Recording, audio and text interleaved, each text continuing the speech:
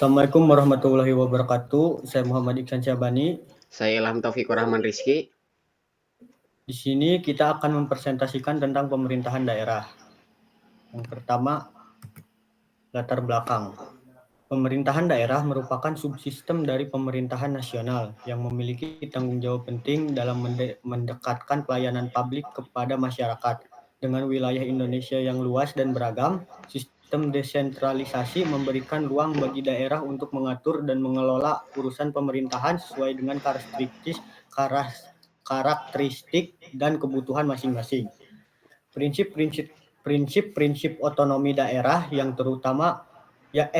tertuang dalam Konstitusi Indonesia bertujuan untuk meningkatkan efisiensi dan efektivitas pengelolaan sumber daya lokal demi tercapainya kesejahteraan masyarakat secara menyeluruh. Yang kedua ada landasan hukum. Ada dua undang-undang dan satu peraturan pemerintahan lainnya. Yang pertama, Undang-Undang Dasar 1945 pasal 18 menjadi dasar konstitusional menyelenggarakan pemerintahan daerah.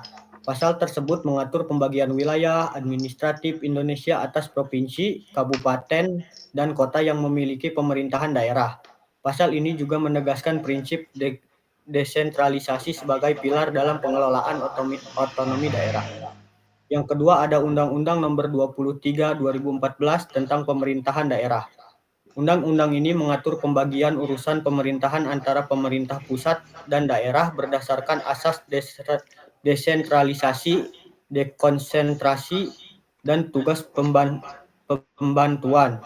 Hal ini mencakup kewenangan, wajib, dan pilihan yang harus diemban oleh pemerintah daerah sesuai kapasitas masing-masing. Yang ketiga ada peraturan pemerintahan lainnya.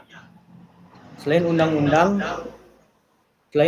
Dasar dan Undang-Undang, pemerintah daerah juga diatur oleh berbagai peraturan pelaksanaan yang bertujuan untuk mengatur teknis pelaksanaan otonomi daerah. Yang ketiga ada prinsip. Ada 3 prinsip pemerintahan daerah. Yang pertama desentralisasi, yang kedua otonomi daerah, dan yang ketiga dekonsentrasi. Desentralisasi adalah pelimpahan kewenangan dari pemerintah pusat kepada daerah untuk mengatur dan mengurus urusan pemerintah. Prinsip ini memberikan daerah kebebasan untuk mengambil keputusan sesuai dengan kebutuhan masyarakat lokal seperti pengelolaan sumber daya alam dan pelaksanaan pembangunan ekonomi. Yang kedua, otonomi daerah. Hak, wewenang, dan kewajiban daerah untuk mengatur kepentingan masyarakat setempat berdasarkan aspirasi masyarakat. Pelaksanaan otonomi daerah mencakup berbagai bidang seperti pendidikan, kesehatan, dan infrastruktur. Hal ini bertujuan untuk mempercepat pembangunan dan memberikan pelayanan publik yang lebih baik. Yang ketiga ada dekonsentrasi. Penyerahan sebagian urusan pemerintahan kepada pejabat pemerintah pusat di daerah.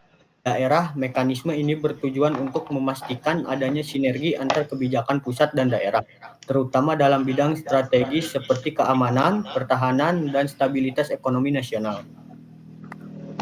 Nah, yang keempat akan dibacakan oleh Baik, selanjutnya struktur pemerintahan daerah. Yang pertama adalah pemerintah daerah provinsi. Pemerintah daerah provinsi dipimpin oleh gubernur sebagai pemerintah daerah.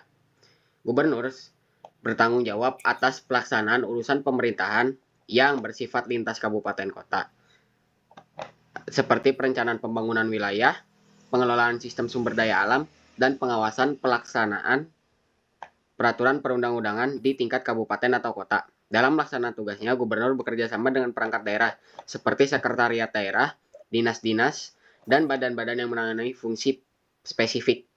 Yang kedua adalah pemerintah daerah kabupaten atau kota. Pemerintah daerah kabupaten atau kota dipimpin oleh bupati atau wali kota yang bertanggung jawab kepada DPRD kabupaten kota. Pemerintah daerah ini bertugas melaksanakan urusan pemerintahan yang bersifat lokal seperti pelayanan kesehatan, pendidikan dasar, dan pengelolaan infrastruktur lokal. Bupati atau wali kota dibantu oleh perangkat daerah seperti dinas pendidikan, dinas kesehatan, dan dinas pekerjaan umum. Lalu yang ketiga adalah Dewan Perwakilan Rakyat Daerah atau DPRD. DPRD memiliki fungsi legislasi, anggaran, dan pengawasan di tingkat provinsi maupun kabupaten atau kota. DPRD bertugas,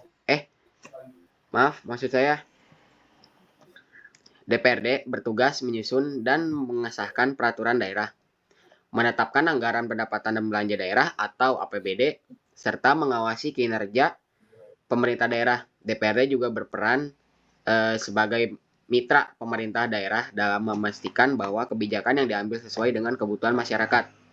Yang keempat adalah perangkat daerah.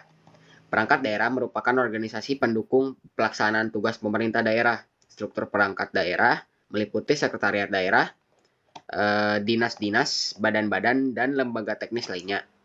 Fungsi perangkat daerah adalah mengimplementasikan kebijakan pemerintah daerah dan memberikan pelayanan publik yang optimal kepada masyarakat. Lalu yang kelima, koordinasi antara pemerintah daerah pusat dan koordinasi antara pemerintah pusat dan daerah. Pemerintah pusat tetap memiliki peran dalam mengawasi dan memberikan arahan kepada pemerintah daerah, terutama dalam hal kebijakan strategis yang berdampak nasional. Koordinasi ini dilakukan melalui mekanisme rapat koordinasi, pengawasan reguler, dan pelaporan kinerja pemerintah daerah kepada kementerian terkait. Lalu yang keenam adalah hubungan antar daerah. Pemerintah daerah juga dapat menjalin kerjasama antar daerah untuk mengatasi permasalahan yang bersifat lintas batas wilayah administratif. Kerjasama ini biasanya dilakukan dalam bentuk konsorsium atau perjanjian kerjasama di bidang pembangunan infrastruktur, pengelolaan sumber daya alam, dan peningkatan pelayanan publik. Next. Lalu lanjut, tantangan penyelenggaraan pemerintah daerah. Yang pertama adalah kapasitas sumber daya manusia atau SDM. Ketimpangan kualitas SDM aparatur pemerintahan di berbagai daerah menjadi salah satu tantangan utama. Beberapa daerah memiliki aparatur dengan kompetensi tinggi, sementara daerah lainnya masih kekurangan SDM yang memadai. Hal ini mempengaruhi kualitas perencanaan, implementasi, dan evaluasi program pemerintahan. Untuk mengatasi hal ini, diperlukan pelatihan berkelanjutan, peningkatan pendidikan formal, dan transfer pengetahuan antara daerah maju dan daerah tertinggal. Yang kedua adalah korupsi, kolusi, dan nepotisme atau KKN. Praktik KKN menjadi masalah serius yang merusak integritas pemerintahan daerah. Hal ini tidak hanya menciptakan ketidakadilan, tetapi juga menghambat pembangunan, misalnya alokasi anggaran yang tidak transparan seringkali digunakan untuk kepentingan pribadi atau kelompok tertentu. Upaya pemberantasan KKN dapat dilakukan melalui penguatan pengawasan internal, pelibatan masyarakat dalam pengawasan, dan penegakan hukum yang tegas terhadap pelaku KKN. Lalu yang ketiga adalah kesenjangan pembangunan antar daerah. Ketimpangan pembangunan antar daerah seringkali terlihat dari perbedaan infrastruktur, akses pendidikan, layanan kesehatan, dan tingkat ekonomi. Daerah-daerah terpencil atau tertinggal cenderung memiliki akses terbatas terhadap layanan dasar, sementara daerah perkotaan menikmati fasilitas yang lebih baik. Solusi yang dapat dilakukan meliputi peningkatan alokasi dana transfer ke daerah tertinggal, pengembangan infrastruktur yang merata, serta penguatan peran pemerintah pusat dalam mengkoordinasikan pembangunan antar daerah. Yang keempat adalah ketidakselarasan antara pemerintah pusat dan daerah. Dalam beberapa kasus, ketidakselarasan antara kebijakan pemerintah di pusat dan daerah menjadi penghambat implementasi program. Misalnya, kebijakan pusat yang kurang memperhatikan kondisi lokal dapat menimbulkan resistensi di tingkat daerah. Solusi untuk mengatasi masalah ini adalah meningkatkan komunikasi dan koordinasi antara pemerintah pusat dan daerah, serta memastikan kebijakan yang dibuat bersifat inklusif dan partisipatif. Yang kelima adalah keterbatasan anggaran daerah. Untuk keterbatasan anggaran daerah, tidak semua daerah memiliki kapasitas fiskal yang memadai untuk menjalankan program pembangunan. Ketergantungan pada dana transfer dari pemerintah pusat seringkali menjadi kendala dalam meningkatkan kemandirian daerah. Untuk mengatasi masalah ini, pemerintah daerah dapat mengoptimalkan potensi pendapatan asli daerah atau PAD melalui inovasi dalam pengelolaan sumber daya lokal dan investasi di sektor-sektor strategis. Next. Baik. Untuk materi dari kami mungkin segitu saja.